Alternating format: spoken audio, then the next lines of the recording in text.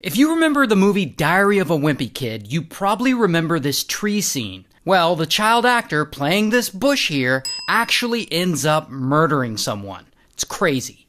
Now, his name is Ryan. He's 9, he's from Squamish, British Columbia, and Ryan is young, but he already knows he wants to be an actor. So one day, he auditions for a commercial, and boom, he gets the part. So he keeps going. And eventually he gets a small role in a TV movie. And soon he's in other movies and TV shows, and people are like, "You're going places, kid." And a few years later, when he's around 12 years old, he lands a small role in the movie Diary of a Wimpy Kid. He's the kid who plays the Bush in the school play. And it's a small role in a big movie, but this is a huge deal for him. And so he just keeps acting, small roles here and there, and eventually, a couple years later, he gets a lead role in a movie. Hi, I'm Ryan Grantham, and I'm playing the role of Redwood. And so it feels like his acting career is finally getting traction. He gets a small role on a show called Falling Skies, and on another show called iZombie. Then he gets cast in 2 episodes of Supernatural.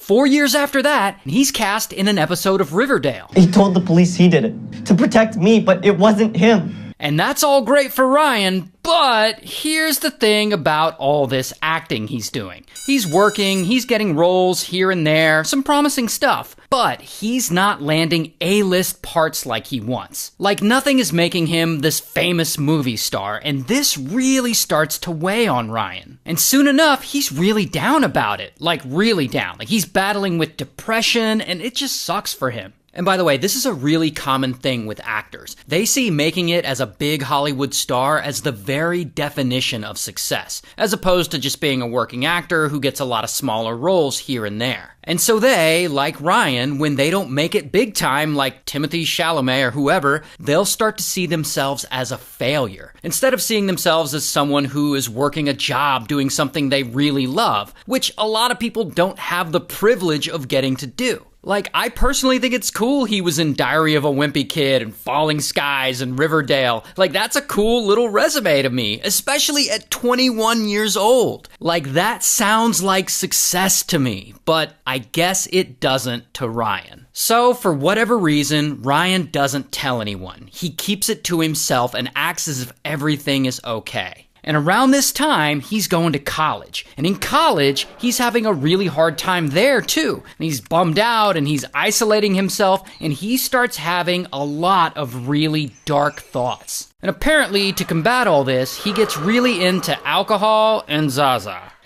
Until, as things keep getting worse for Ryan, he starts spending more and more time online, specifically on the dark web, which can be a really messed up place. And I guess he gets really into watching these really violent videos. A lot of these videos are apparently of people being executed. Like, that's what he's consuming all day. And eventually Ryan gets into such a bad mental state, he just stops going to class. And all of this is putting him in a headspace where he wants to unalive himself. And then he starts thinking about what it might feel like to unalive someone else. Like I said, he's having a lot of really dark thoughts. And at some point in all this, he starts to come up with this plan.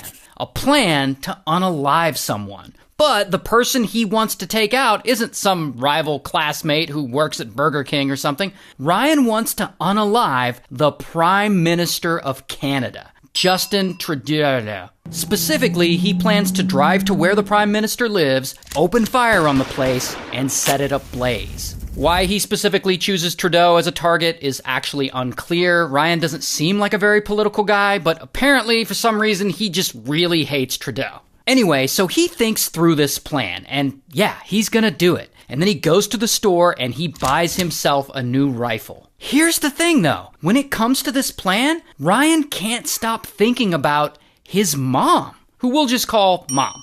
And Mom is a sweet woman who he still lives with, and she has always supported his acting dreams. And Ryan, he keeps thinking that if he were to unalive the Prime Minister, then his name would be all over the news, and his mom would know that her son is a killer, and it would destroy her. And Ryan doesn't want to destroy her, he doesn't want her to have to face that shame. So he decides that the merciful thing to do would be to unalive her first, so that she never finds out. Now, Mom, she frequently plays the piano, and when she does, she's totally absorbed in the music and the playing. And Ryan has this thing where he'll rehearse the hit. He'll sneak up behind her while she's playing, and he'll point his pew-pew at the back of her head, and he'll mimic the shooting, and she's completely oblivious to what's going on. But anyway, then the big day finally comes, and it's go time. And so Mom is at the piano and she's playing away, and that's when Ryan grabs his rifle and he sneaks up behind her and he points it at her head and he pulls the trigger. Blam! And Mom falls to the floor and she's unalived.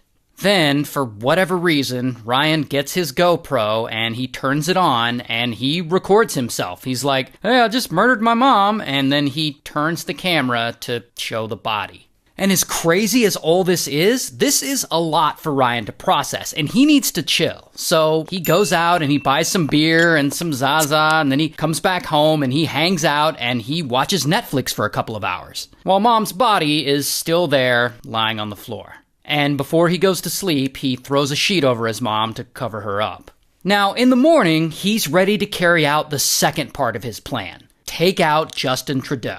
So he packs up his car with 3 pew-pews, a ton of ammunition, a bunch of Molotov cocktails he made, camping supplies, and a printed Google map with directions to Trudeau's house. Then he takes off and he drives for a few hours, for about 150 miles. And on this drive, he starts really thinking hard about what he's about to do. Like, is he really going to drive all the way across Canada to unalive the Prime Minister? Because I look at that map, that's a really long drive. It's about 45 hours. So Ryan, he starts to change his mind, and he starts thinking of other options he could do. Like, maybe I'll just go back to my college and unalive a bunch of people there, or maybe I'll go to the Lionsgate Bridge in Vancouver and unalive a bunch of people there. And so, for whatever reason, he suddenly decides to turn his car around and he starts driving back. Now, here's where things get even more weird. Because on this drive, I guess he thinks about it more and more. Does he really want to unalive people at his school or at the bridge in Vancouver? And I guess the answer is no.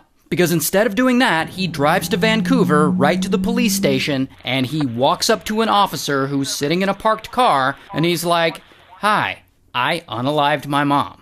Now, it isn't clear exactly why Ryan changed his mind suddenly. Like, he seems to be mentally just all over the place. Like, he wants to unalive himself, then he suddenly has this plan to unalive Trudeau, but then he has to unalive his mom first, and then he changes his mind, decides to hit up his school and the bridge. If this plan feels scattered to you, it's because it is. Regardless, eventually, bam, police arrest him. And I don't have a mugshot, but he's an actor, so here's his headshot. And he ultimately pleads guilty to second-degree murder, and he's sentenced to life in prison.